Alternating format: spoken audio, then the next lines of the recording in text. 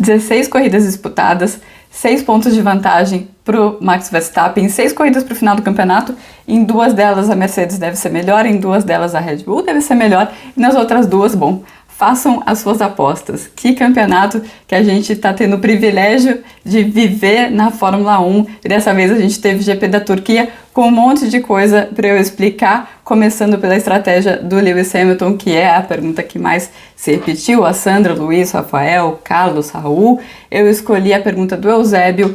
A Mercedes chamou o Tádeo Hamilton ou foi ele que demorou a aceitar, como aconteceu com o Norris? Foi um pouco parecido, sim, com o que aconteceu com o Norris, no sentido das informações que o piloto tinha à sua disposição, né? O que o Hamilton tinha era, ele sabia o quão aderente estava o pneu dele, ele falou, o pneu tá bom, e depois de algumas voltas ele falou, tá escorregando, mas dá para levar, e ele tinha a referência do tempo de volta dele. E essa foi o grande problema, né? O tempo de volta dele era constante, era 1,34, 1,34, enquanto os pilotos ao redor dele fizeram as paradas e voltaram um pouco mais lentos ou andando no mesmo ritmo.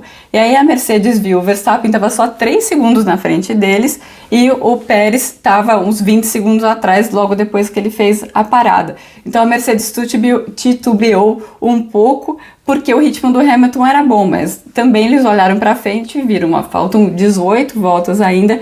Será que ele consegue manter esse mesmo ritmo até o final? Depois de umas 2 voltas, chamaram ele no box, na volta 41, chamaram ele para o box, e naquele momento ele falou, eu não vou parar, com base nas informações que ele tinha, como o Norris fez na corrida da Rússia. Acontece que o que a Mercedes estava vendo é que ele não ia conseguir manter esse ritmo por mais tempo.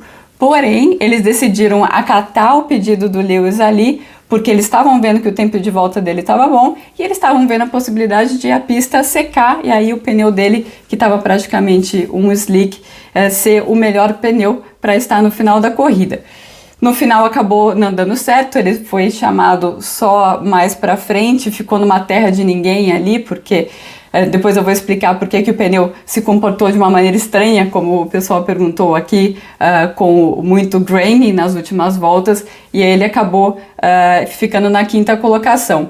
As simulações da própria Fórmula 1 mostram que se ele tivesse atendido ao pedido da equipe na volta 41, ele teria chegado muito provavelmente na 3ª posição. Mas é como eu disse, é exatamente o caso do Norris no sentido de que ele tinha a informação do tanto que ele estava conseguindo tirar daquele pneu e o tempo de volta que estava bastante estável naquele momento em 1,34. O que ele não sabia é que o pessoal ao redor dele iria conseguir melhorar muito o ritmo. E aí isso nos leva à segunda pergunta, que foi do Fernando, do Rafael, do Eliezer, do André. São 2 perguntas na verdade.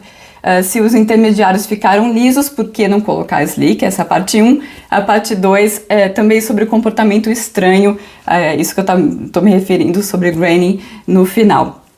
Então, o graining foi uma coisa que aconteceu com o Hamilton, com o Leclerc, mas não aconteceu de uma maneira tão forte com o Pérez e com o Verstappen e com o Bottas também. O que aconteceu? Logo que eles pararam, é esse momento em que a Mercedes fica não para com o Lewis Hamilton, eles estavam preparando esse pneu intermediário novo para ele entrar na temperatura certa e não se superaquecer nas primeiras voltas. Quando o pneu ele é muito usado de uma maneira muito forte, ele ganha temperatura rapidamente nas primeiras voltas e a pista está fria, e isso geralmente causa graining. O graining é quando você começa a escorregar com esse pneu, porque ele ficou aquecido de uma maneira muito rápida, geralmente é por conta disso, e aí ele começa a soltar um pouquinho de borracha, a borracha ele está muito quente, a borracha gruda de volta, e aí o piloto sente muita falta de aderência, e isso vai limpando aos poucos. É como se fosse uma borracha, quando você apaga alguma coisa com a borracha e a borrachinha gruda de volta e depois você bate nela e ela solta. Acontece mais ou menos a mesma coisa com o pneu. E foi isso que aconteceu com o pneu do Hamilton e com o pneu do Leclerc, logo que eles pararam, porque eles pararam com poucas voltas para o final, tendo que atacar. E aí não tem jeito, ia ter graining mesmo. Eles não tiveram tempo de passar essa fase de graining, e os outros, porque eles pararam com 20 voltas para o final, eles tiveram tempo de tratar o pneu, por assim dizer, da forma como ele deveria ser tratado. Essa é uma pergunta. E outra pergunta é por que, já que o intermediário virou slick, por que não trocar por slick? Bom, foi isso que o Sebastian Vettel pensou e acabou não dando muito certo. Tem duas coisas. Uma coisa é a ranhura do pneu, duas diferenças, né? A ranhura do pneu slick para o pneu intermediário, né? O pneu intermediário tem aquela ranhura para dissipar a água, mas também o composto é diferente do pneu. E o composto do pneu intermediário, ele é feito para trabalhar sob temperaturas mais baixas. E era esse tipo de temperatura que a gente tinha na Turquia. Tava tudo muito úmido lá, vocês não conseguiam ver chuva nas câmeras, mas era uma garoa bem fina que ficou caindo o tempo inteiro. Então, por conta disso, acabou não secando a pista e ficou nesse clima de temperatura da pista e temperatura a qual os pneus conseguiam chegar, que era a temperatura do intermediário e não do pneu slick. Então, por isso até que o Vettel tentou slick e não conseguia colocar a temperatura suficiente no pneu. Muita gente perguntou também sobre a Mercedes. Será que a Mercedes está melhor que a Red Bull, né? O Jefferson, o Júlio, o Wellington, a Eliane, o João, o Paulo, o Maurício. A Mercedes achou um melhor acerto que pode fazer com que eles dominem daqui em diante? Bom, são duas coisas. A gente já viu algumas viradas em quem estava melhor, dependendo do tipo de pista, né? Então, a gente tem Monza, Sochi e Turquia, 3 pistas em que o carro da Mercedes se deu melhor do que o carro da Red Bull. Na Monza e em Sochi tinha mais a ver com a Mercedes indo muito bem, e na Turquia teve mais a ver com a Red Bull não se entenderam muito bem com a pista. Eles estavam com um pouco de dificuldade para selar a parte traseira do carro. Isso acontece às vezes quando você tem um carro com o rake alto, né, que é o caso da Red Bull, e aí eles tinham que prender um pouco a traseira, acabava soltando a dianteira. Enfim, o comportamento do carro não era dos melhores para a Red Bull na Turquia, e para a Mercedes era uma pista tranquila para eles andarem. Talvez isso aconteça também em Austin, mas depois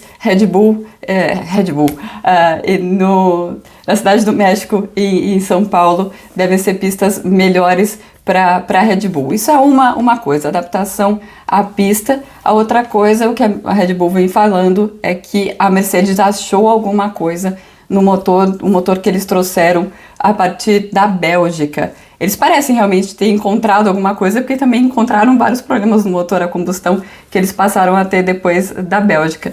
Mas eles acham isso porque o Hamilton, por exemplo, estava andando com uma configuração de carro de alta pressão aerodinâmica, então com uma asa traseira grande. Geralmente em outras pistas, quando a Mercedes estava com uma asa traseira grande, a Red Bull colocava a asa deles, aquela asa de colher, né, que é uma asa menorzinha que eles têm, e conseguiam ter uma velocidade de reta melhor do que a Mercedes, e dessa vez eles não conseguiram. Então, essa questão da velocidade de reta na temporada, eu já falei algumas vezes nos vídeos aqui, é uma coisa que foi para um lado, depois foi para o outro, e agora está na mão da Mercedes. Vamos ver na próxima corrida. Austin vai ser interessante para a gente ter um tirateima em relação a isso. E ainda sobre a Red Bull, a Ionara e o Renan perguntando por que o Max não atacou o Bottas. Teve gente até questionando a vontade do Verstappen. Na verdade, o Verstappen, se alguém falasse para ele na sexta-feira que ele ia chegar em segundo, o comportamento do carro muito ruim, como eu já comentei, ele ia falar, não, eu aceito, segundo líder do campeonato e na frente do Hamilton, eu aceito esse resultado aí. E ele fez uma corrida inteligente, correu com o campeonato debaixo do braço. Teve algum momento ali em que ele até chegou a esboçar um aumento de ritmo, o Bottas respondeu logo em seguida, e aí ele ficou no segundo lugar, levando aí os pontos para o campeonato. Um campeonato também se ganha assim. O Lewis Hamilton já fez isso em outras oportunidades na temporada.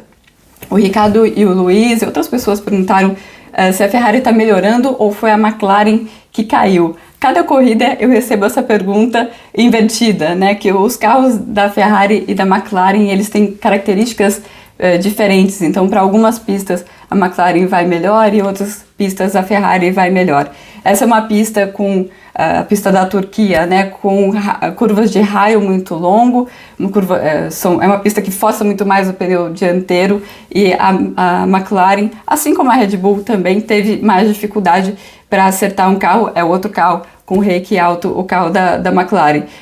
E ao passo que a Ferrari deu sim um passo interessante na unidade de potência. A gente viu o Leclerc abrindo caminho no pelotão na última corrida e o Sainz também. Aliás, uma excelente corrida dos dois pilotos da Ferrari.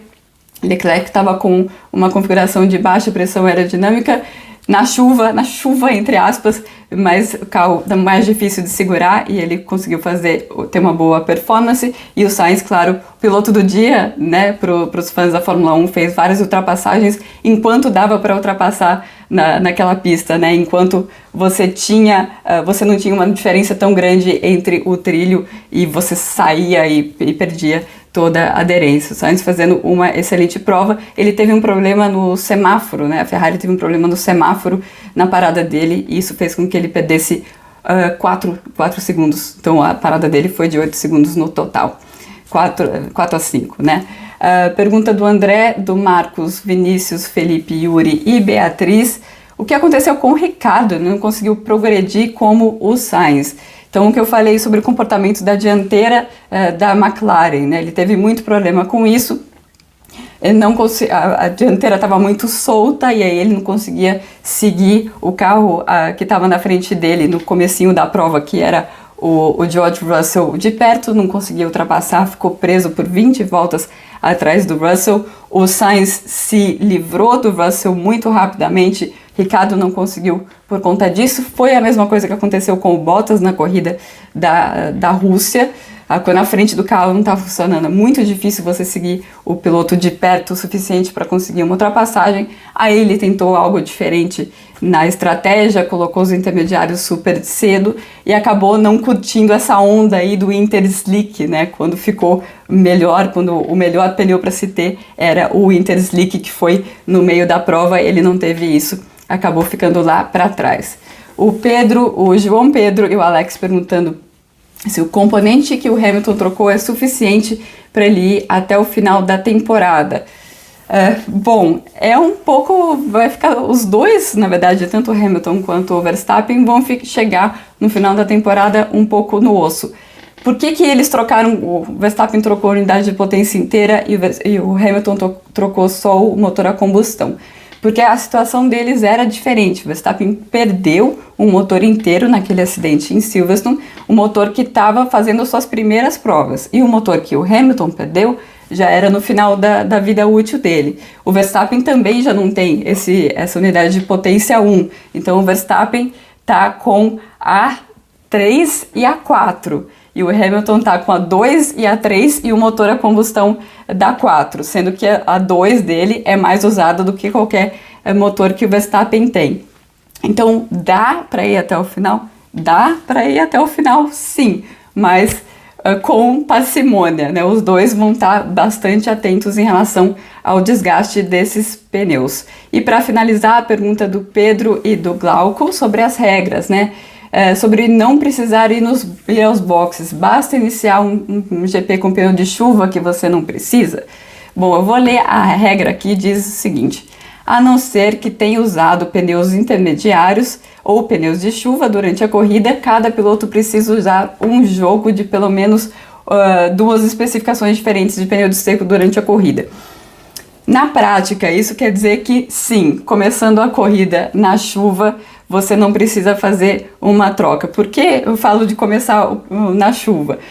Porque se você usar um pneu de chuva em algum momento durante a corrida, é isso que a regra diz, você não precisa parar, porque você não precisa usar 2 compostos. É a única coisa que se fala em relação à parada de boxe na regra. E é claro que você não vai largar com um pneu de pista molhada quando está seco, né? Então dá para entender que efetivamente sim, começando com pneu molhado, aí se abre essa possibilidade. Bom, espero que tenha ficado claro isso, espero que vocês tenham gostado e eu volto daqui a 2 semaninhas para o Ju Responde do GP dos Estados Unidos. Até mais!